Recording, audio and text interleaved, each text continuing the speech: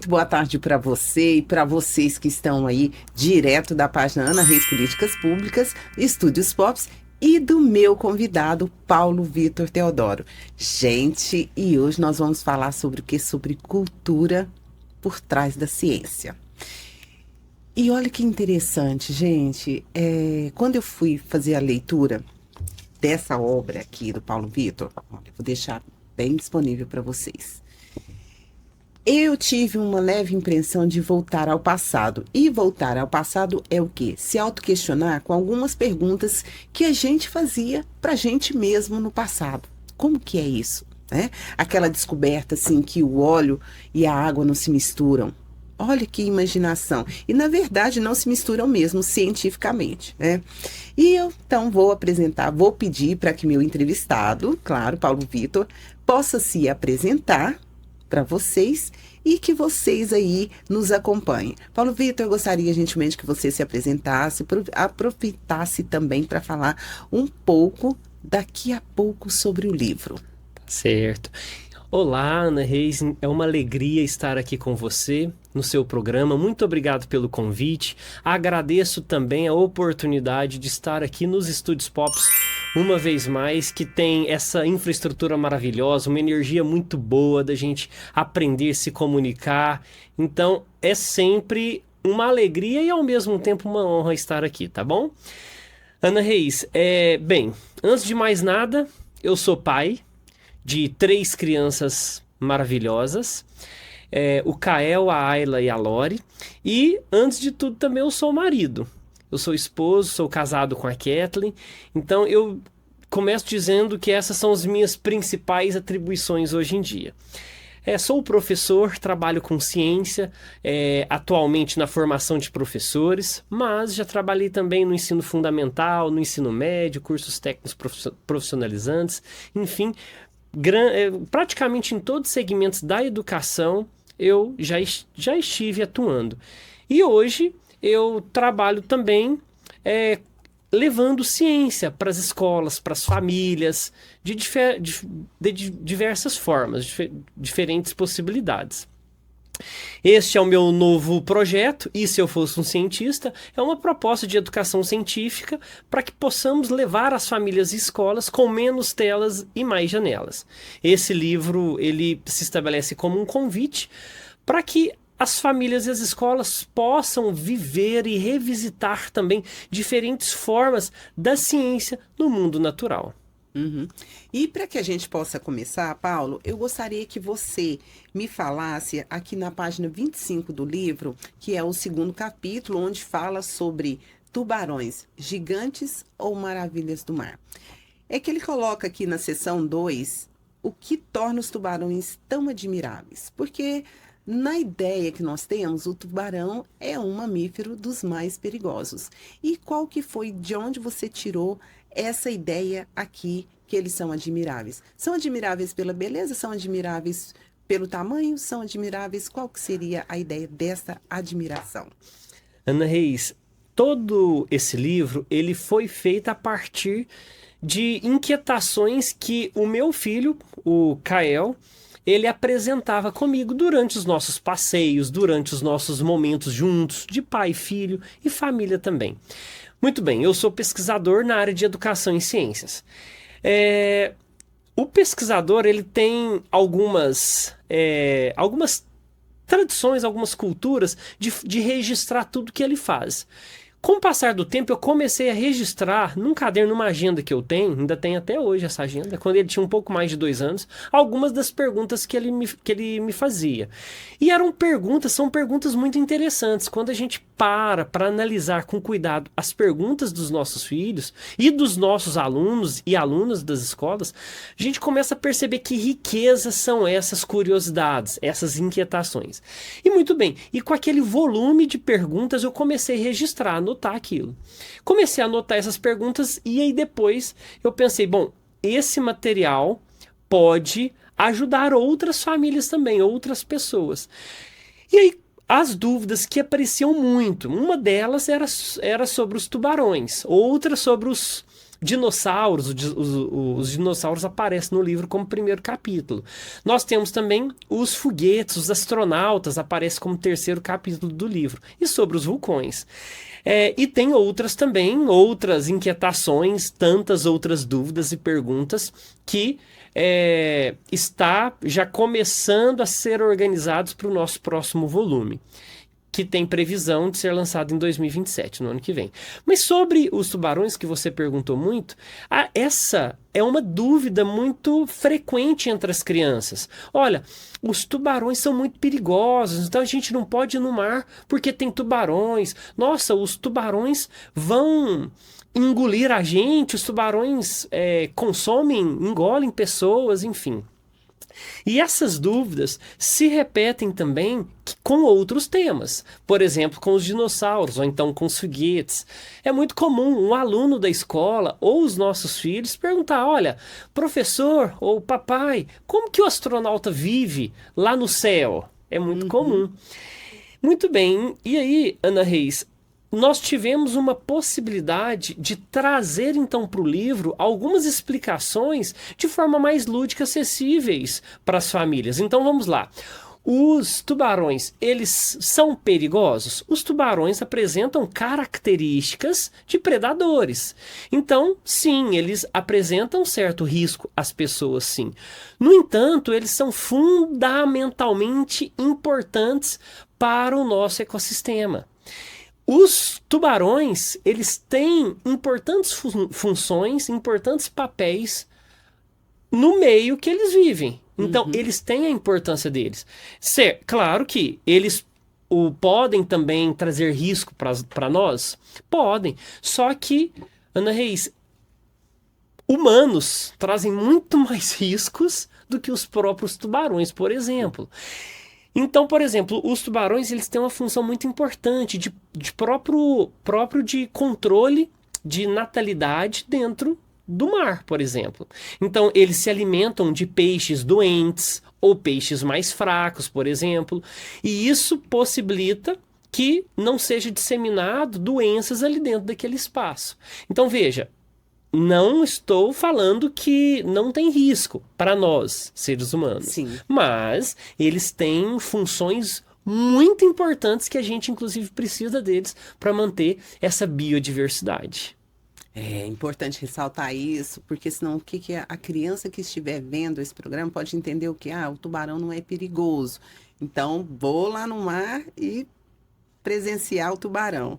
Isso mesmo. Tem uma questão que eu gostaria muito também de ver com você, porque o livro também, ele entra dentre as questões de políticas públicas, Sim. né?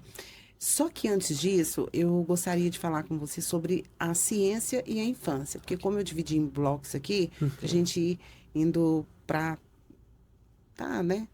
Batendo um papo aí bacana. Na sua visão, toda criança já nasce cientista? O que a gente, como adulto, faz para acabar, assim, podando essa curiosidade? Ana Reis, toda criança já nasce curiosa. E alguns exemplos a gente pode perceber no dia a dia mesmo. Então, a criança, ela pergunta, ela analisa, ela questiona. E com o passar do tempo, é muito comum que nós, pais, e por vezes a escola vai podando essa curiosidade boa da criança. E isso é muito ruim. Por quê? Quando a criança ela pergunta, ela está verbalizando, expondo alguma curiosidade, alguma inquietação que ela tem. Então, é uma oportunidade que nós temos de valorizar as percepções dessa criançada, tanto na escola quanto em casa. Então, as crianças, elas já nascem curiosas. Então, o desafio é como manter essa curiosidade com o passar dos anos. E aí é muito comum que o aluno chegue para nós lá no ensino fundamental ou no ensino médio, por exemplo, já com algumas percepções que muitas vezes vêm de casa. Às vezes, é comum o aluno chegar lá no ensino fundamental e falar assim, olha, eu não gosto de química, eu não gosto de física, eu não gosto de biologia. Mas por quê? Ele ainda nem teve isso, essas disciplinas propriamente ditas lá na escola. Mas ele chega com essas percepções. Entre aspas, eu odeio matemática. Olha, mas por que você odeia matemática? Você ainda nem teve uma oportunidade de aprender um pouco mais da matemática. E aí, às vezes, as crianças escutam isso na própria casa, entre os amigos, por exemplo. Então, são vocabulários que, por vezes, vão perpassando e que chega lá no ensino fundamental ou, às vezes, no ensino médio, com alguma restrição daquela disciplina, daquele componente curricular, sem mesmo conhecer aquela oportunidade de aprender aquele universo tão bom que tem dentro desses conteúdos, dentro dessas disciplinas. Porque você me fez lembrar o seguinte, a gente quando não tem filho é diferente de ter sobrinhos, porque, por exemplo, no meu caso, quando eu vou passar o dia com os sobrinhos, gente, são tantas perguntas, né? Na hora que você falou aí, eu lembrei, eu falei assim, gente, e tem perguntas assim que eu, sinceramente, eu não consigo responder, né? E eu já falo para minha sobrinha, você responde aí, porque tem coisas que eu realmente não vou conseguir responder. É muito diferente de quem tem essa prática dentro da ciência, né? Porque você usa da química, da ciência, da pedagogia para poder dar essa base aí para a criança também. Exatamente, Ana Reis. E aí um ponto muito importante é que as crianças perguntam muito, elas observam muito, elas testam muito também, elas analisam e elas tiram suas próprias conclusões. Isso se aproxima muito com o que os cientistas fazem. E é interessante, para a gente não podar isso lá na infância e deixar isso ser florescido, nós temos alguns elementos que nos auxiliam com isso. Então, é claro, entendemos que muitas vezes ali na sala de aula, o professor ele precisa ter um posicionamento, porque às vezes ele precisa dar continuidade com algum raciocínio, com algum conteúdo, enfim. Ou em casa também, as mamães, os papais, com a correria do dia a dia, e às vezes não tem a oportunidade de responder aquelas perguntas. Uma solução que a gente sempre fala, uma dica, é sempre devolver para a criança aquela pergunta. Então, em vez de ignorar, ou em vez de falar, olha, agora não dá para conversar, ou depois eu te falo, devolva aquela pergunta para a criança e aí você vai analisando junto, porque de repente, quando você devolve essa pergunta, olha, o que você acha sobre isso? Dá oportunidade para a criança também, para que ela possa se expressar. E tirar a conclusão dela e começar a entender que ela tem perguntas e tem respostas. Exatamente, né? Ela tem perguntas, ela tem respostas e tem também caminhos para que as respostas sejam buscadas. Como eu sempre digo, mais importante do que as respostas são as perguntas. Então, sempre que possível, é importante incentivarmos isso dentro de casa. E também nas escolas, desde os pequenos, lá desde da criançada. Maternal. Enquanto eu fiz a leitura, eu fiquei pensando assim, se você pudesse ser um cientista por um dia, em qual área atuaria e que pergunta tentaria responder? Ótimo, isso assim, é uma característica muito importante e interessantíssima, sobretudo quando estamos com as crianças nas escolas, desenvolvendo atividades dessa natureza.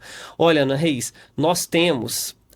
Muitas crianças acham que o cientista é somente aquela pessoa que estuda a química ou fica lá no laboratório fazendo química, ou fazendo experimentos, ou no laboratório de física, ou no laboratório de biologia. E não, o cientista não é somente esse tipo de profissional.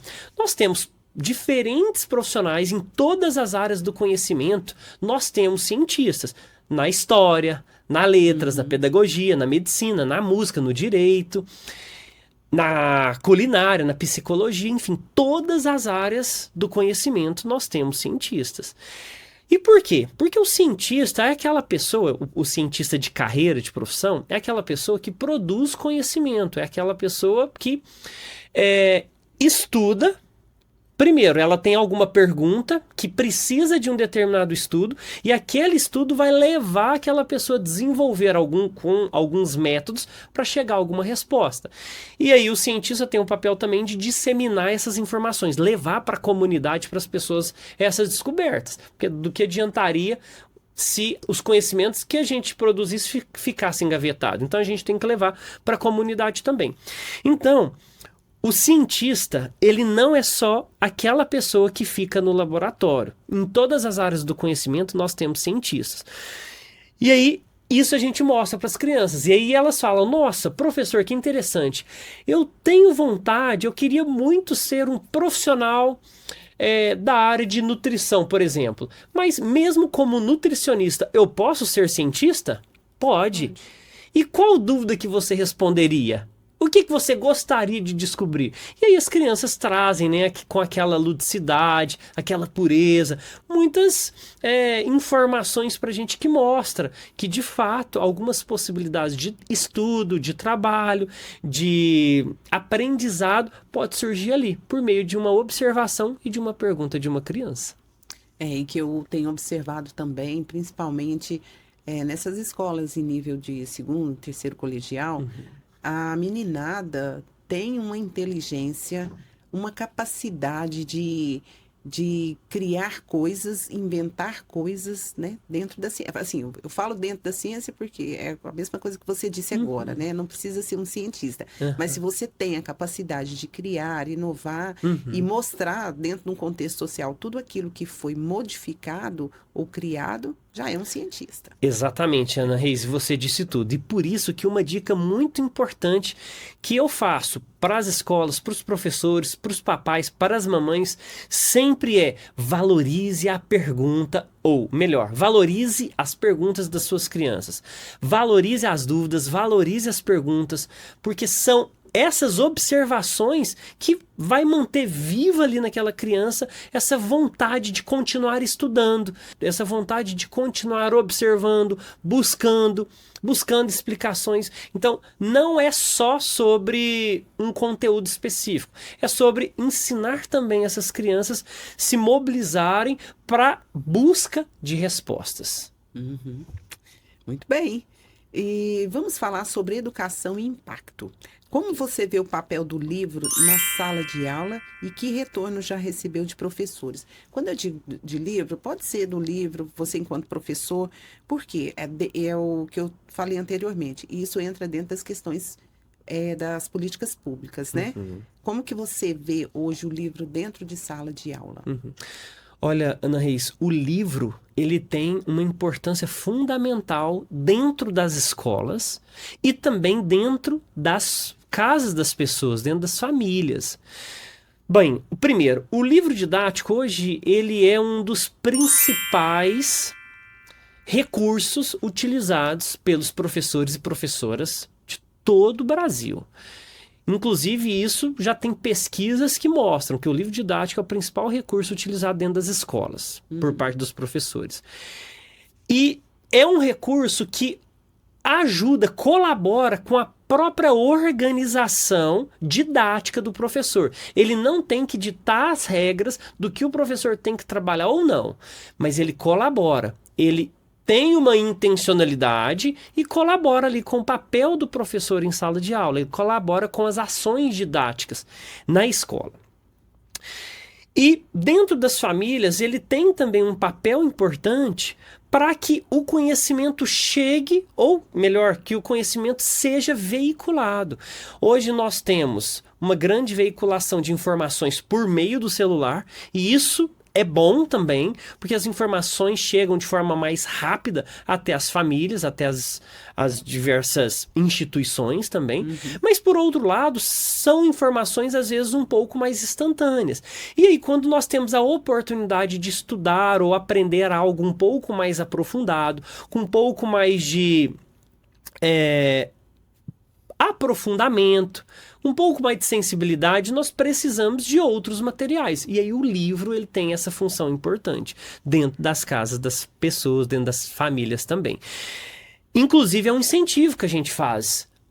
O livro sendo veiculado, é o conhecimento sendo veiculado também. Então, uma forma de nós aprendermos, uma forma de nós nos tornarmos pessoas melhores é por meio do conhecimento. E aí o livro, ele tem essa veiculação muito importante dentro das famílias. E dentro das escolas é fundamental a função dele dentro da dimensão didática, porque colabora muito ali com a organização, a sistematização dos conceitos, dos conteúdos a serem trabalhados em sala de aula. Eu falo que assim que eu me formar, a primeira coisa que eu quero exigir de alunos é quanto à leitura. Sim. Porque a leitura, ela nos dá tanto na escrita, na fala, na dinâmica, né? No pensamento também, um pensamento mais rápido, mais ágil também. A leitura, Ana Reis, é uma oportunidade de viajarmos para diversos lugares sem ao menos sairmos do próprio Do próprio lugar. lugar. Exatamente. Então, a leitura nos leva para diversas posições de reflexões, de compreensão de diversas áreas do conhecimento. E é por meio da leitura que nós vamos conversar bem, que nós vamos entender melhor dos assuntos, que nós vamos ter um conhecimento mais aprofundado sobre uma determinada área. Então, é um caminho muito importante. A leitura e a disseminação também das leituras dos livros nas escolas ou nas famílias. Ou dentro de casa também, né? Bom, tem uma outra pergunta aqui que ainda ela está relacionada às questões de políticas públicas, né? Nós vivemos numa era de fake news e negacionismo. Como plantar a semente do pensamento científico desde cedo ajuda a combater isso? A ciência tem um papel muito importante nisso. Se nós criarmos possibilidades para que nossas crianças busquem as informações corretas, elas mesmas poderão se posicionar como uma disseminação do conhecimento falsa, as famosas fake news, ou verdadeiras. Então, elas mesmas serão capazes de buscar essas informações. Uma criança de 3 aninhos, por exemplo, ela ainda não tem essa autonomia, mas o pai, a mãe, ou o professor, a professora tem condições de orientar essas buscas dessas pequenas dúvidas. À medida que a criança for crescendo, for tendo um pouco mais maturidade, ela vai ter condições de fazer essas buscas. E aí, ela vai validar ou não o conhecimento. Isso é importante, porque nós vivemos um momento de muitas fake news, de muito negacionismo da ciência. E aí é importante as pessoas falarem, olha, isso é certo ou não? Para saber, nós temos que buscar as informações. E a ciência auxilia muito nesse processo. A ciência é uma importante aliada do desenvolvimento do pensamento científico, imaginativo e criativo das crianças e também dos estudantes. Bom, agora uma pergunta da Ana Reis. Seu livro foi lançado ano passado. Sim. Né? Quase no final do ano passado. Isso. E de lá para cá, nesse intervalo, suas anotações, como estão? Porque você tem os planos de fazer um lançamento a partir de 2027, né? Porque a gente fala 2027, pode ser no meio do ano ou no final do ano, novamente. Sim. O que você tem tirado de conclusões do período do lançamento até agora em suas anotações? Ana Reis, tem sido um período de muitas aprendizagens. E aí eu quero ressaltar que aprendizagens é no plural mesmo. Porque nós temos vivenciado muitas ações com escolas, com famílias, conversando com pessoas diferentes. E aí o feedback tem sido muito positivo. Porque hoje nós vivemos num contexto em que os pais e as mamães, principalmente, se sentem muito desafiados pelas próprias telas. Então, ter atividades, ter ações que possam superar ou dar oportunidades diferentes das telas tem trazido muitos feedbacks interessantes. Muito bem, essa é a primeira dimensão que eu gostaria de comentar. E a segunda é o próprio processo de fazer ciência, de entender que a ciência ela não começa só na universidade, ela começa antes, ela começa em casa. E entender ciência não é entender conceitos ou decorar fórmulas de ciência, é entender formas também de enxergar o mundo de formas diferentes, com olhares diferentes. Então, tem sido um processo muito bom, tem sido interessante vivenciar isso nesse período. Nós temos visitado, então, bastante escolas, temos feito palestras, e aí nesse procedimento, nesse movimento de levar a ciência para as pessoas por meio de ações mais lúdicas, experimentais, no conceito de menos telas e mais janelas, temos percebido que o projeto faz todo sentido.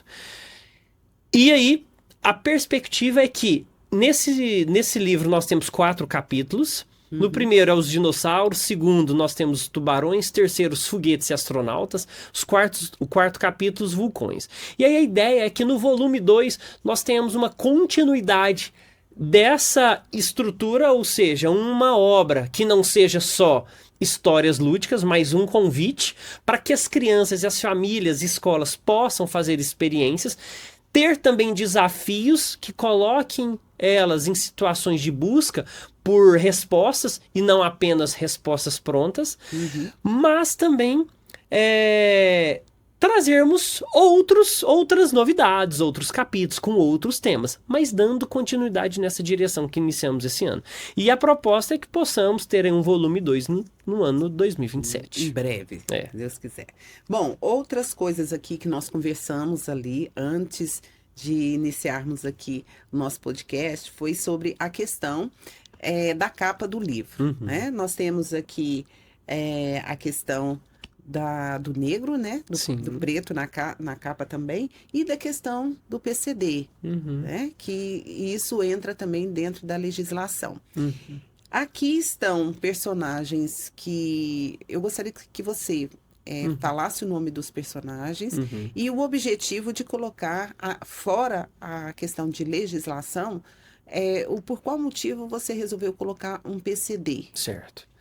Ana Reis, bem, o primeiro ponto é que hoje nós temos na escola de educação básica a obrigatoriedade de abordar a educação para as relações étnico-raciais.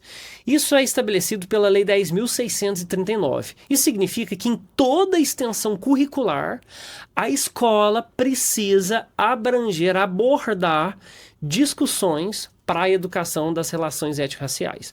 Bem, e quando nós falamos nessa abordagem, a gente não quer somente falar, por exemplo, para abordar situações que colocam essas pessoas em situações marginalizadas, ou muitas vezes que é trazido em livros de histórias, valorizando muito a questão da escravidão.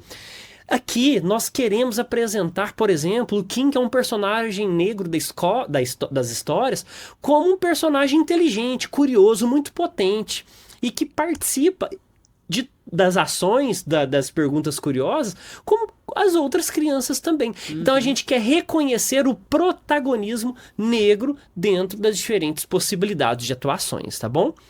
Em relação a Mabi é cadeirante, ela usa cadeiras de roda. E hoje nós temos uma reflexão que é importante da gente pensar.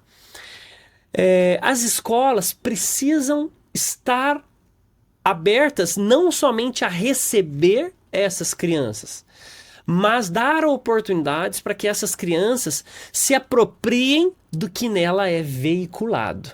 Isso significa dizer que não é só receber uma criança com necessidades específicas para a escola, mas é dar oportunidades para que essas crianças tenham acesso aos conteúdos, às dinâmicas, a tudo que essa escola oferece. E nesse sentido, nós trouxemos a Mabi para mostrar, ela é cadeirante, que ela é uma menina inteligente, a Mabi é uma menina curiosa e que participa de forma expressivamente linda em todas as suas participações. Isso é protagonismo, isso é inclusão, isso é necessidade para as nossas histórias também. Nossa, e ver você falando assim, me veio lá atrás. Eu estudei numa escola aqui em Uberlândia e só tinha uma aluna e ela era deficiente visual. Então, tinha muita dificuldade, porque na época em que eu estudei não tinha questão da acessibilidade, né? Como ainda tem essa dificuldade, eu acho que Brasil inteiro. E eu me lembro que ela gostava muito de mim, então só eu servia para servir o lanche dela, só eu servia para levá-la até o banheiro. E hoje eu fico vendo assim, gente, eles fazem tudo né? As crianças especiais, a questão da evolução, questão de leitura também, que eu vejo assim que as crianças, principalmente quando a gente vê falar na criança autista, ela tem assim evoluído muito, né? Muito. Sim. Porque o cadeirante, muitas vezes, ele está ali, né, com o apoio da cadeira, mas a inteligência dele também é outro tipo de inteligência, mas não deixa de ser um curioso também, né? Assim como outros e demais tipos de criança. E a gente está falando sobre leitura, sobre crianças negras, sobre crianças PCDs, e no caso do autista, como que o livro, como é a identificação do livro para criança autista? Olha, nós temos diferentes níveis, né, para criança autista, sabe, Ana Reis? Alguns níveis, essa criança ela vai precisar de um apoio maior em relação ao professor ou em relação ao pai, à mãe ou quem está ali, quem está trabalhando com essa criança. Agora, nós temos outros grupos também de crianças autistas, que são diferentes níveis, mas nós temos outras crianças autistas que vão lidar com o livro de uma forma mais independente, mais autônoma. Agora, claro que nós temos que reforçar que o livro, ele é sempre um convite também à partilha. É o estar junto, é a conexão, as experiências, e muitas vezes, para fazer tudo isso, demanda de outras pessoas também. Bacana. Porque hoje eu falo que ser cientista, até a gente tem vontade de ser cientista, né? Quando eu fui lendo o livro, eu falei assim, gente, a imaginação da gente vai muito além, né? Porque aí você começa a voltar enquanto você tinha 4, 5, 6 anos, de imaginar assim, o que eu posso, o que eu não posso. A ciência diz que eu posso comer manga, chupar manga e comer ovo. Chupar manga e tomar leite. O que a ciência diz sobre isso, né? Ótimo. E antigamente não se podia. Hoje não tem problema nenhum entre chupar a manga e comer um ovo. Né? Por isso, Ana Reis, que a educação científica ela é importante. Ela é importante porque ela ensina e permite também que as crianças possam enxergar e entender melhor o mundo em que elas vivem. Então, o conhecimento, ele precisa ser veiculado. E para o conhecimento ser veiculado, precisa também ter pessoas que buscam esses conhecimentos. Então, as pessoas precisam ser incentivadas desde cedo a observar, a buscar. Então, ensinar ciência não é dar respostas prontas para essas crianças. Ensinar ciência é dar condições para que as pessoas possam buscar explicações. E terem respostas, né? Isso mesmo. Exato. Bom, agora vamos lá, que tem outra curiosidade aqui. Eu vi que você tem em sua rede social alguns experimentos com seus filhos, Sim. né? Que daqui uns dias, chegada da Lauren também, que vai fazer parte do livro, gente. Ele já falou. E como que são esses experimentos? Por exemplo, eu vi um que você coloca lá a água, né? E o papel não afunda, depois você coloca o papel dentro do copo, tira o papel e o papel sai molhado. Então, todos esses experimentos, quem adquirir o livro vai ter. Sim, nesse livro nós temos 4 experimentos e 4 desafios. E no volume 2 virão outros experimentos e outros desafios também. E a ideia é produzir ações dessa natureza para que as famílias possam ter atividades que promovam aprendizagens, promovam curiosidade, promovam perguntas, promovam testes, que são ações que se aproximam da ciência. Então, tudo isso eu faço com os meus filhos também. E aí a gente percebe, Ana Reis, como que a criançada gosta das experiências. É o que mais chama atenção. Então, quando é dia, nós temos alguns dias que a gente já se organiza para fazer os experimentos. E acorda e já fala para os meninos, fala, olha, hoje nós vamos fazer ciência. Então, eles adoram. O Kaká, ele participa um pouco mais, porque ele já tem 5 anos, então ele já fica muito entusiasmado com tudo aquilo. Então, nós fazemos as experiências, eu faço com os meninos e eles adoram. E ao mesmo tempo a gente tem um intuito também de mostrar para as famílias que é possível de ter outras atividades para além das telas com as nossas crianças. Então, as crianças vão desenvolver o pensamento crítico, vão desenvolver o pensamento imaginativo, a observação, eles vão testar, vão perceber que aquele fenômeno não é mágica, aquele fenômeno é um tipo de ciência, é uma ciência que está por trás dali. E a ciência, ela está por trás de coisas simples do nosso dia a dia. Então, cabe também ao nosso livro mostrar para as pessoas algumas coisas simples, básicas do dia a dia que pode ser explorada a partir da ciência.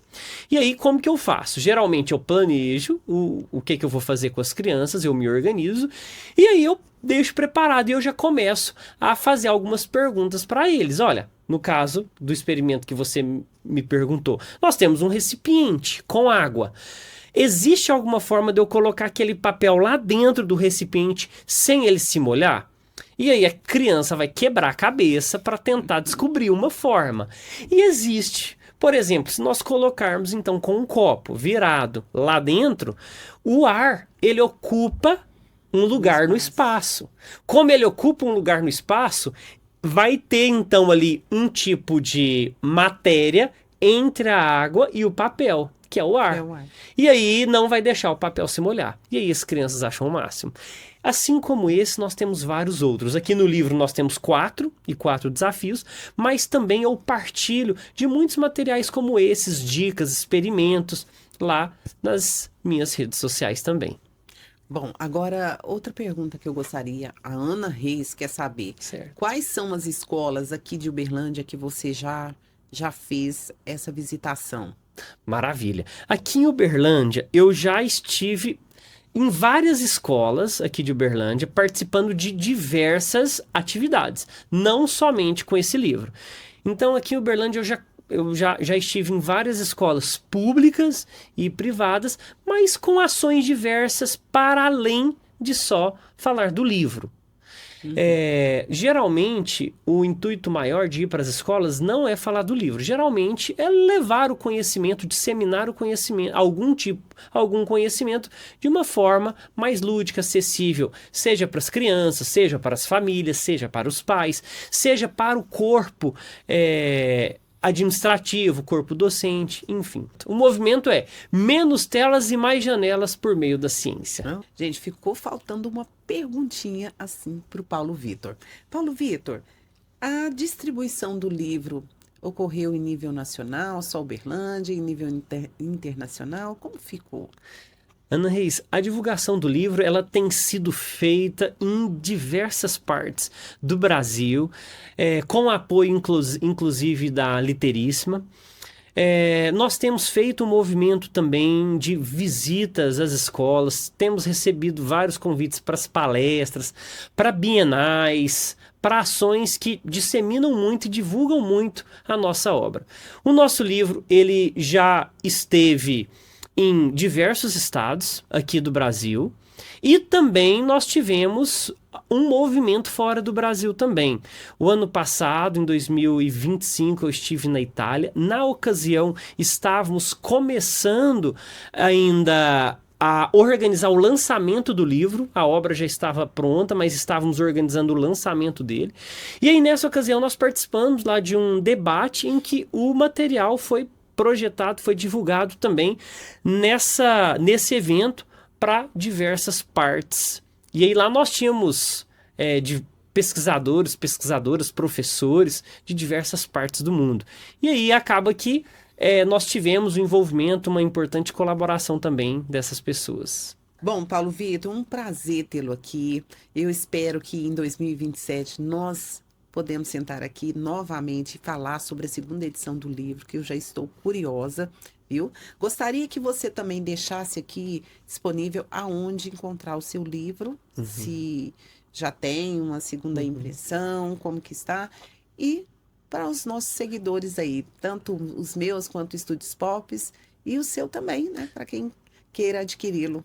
Maravilha. Ana Reis, na primeira versão do livro foram impressas 300 exemplares, já foram todos vendidos. Na segunda edição, na segunda reimpressão, desculpa, a segunda reimpressão também, nós já estamos com um movimento muito bom, que ele já está quase terminando, e logo vem a terceira reimpressão. O nosso livro está disponível no site da editora Literíssima, www.literíssima.com.br. E, inclusive, eu quero fazer um agradecimento muito especial a essa editora que faz toda a parte comercial da nossa obra com excelência. Então, muito obrigado, editora Literíssima. E também o nosso livro pode ser encontrado na Amazon ou então nas minhas redes sociais que eu disponibilizo o link. Então, @paulovitor.teodoro está disponível o link lá. Sempre um prazer, gente, falar sobre cultura, falar sobre o livro. Muito obrigada. Espero poder estar aqui com você novamente, Paulo. Maravilha, Ana Reis. Obrigado uma vez mais pelo convite. E a última dica para os pais e as escolas: incentivem as perguntas. Falo para vocês que livro é cultura e cultura é aqui, ó. Se eu fosse um cientista. Beijo grande para vocês.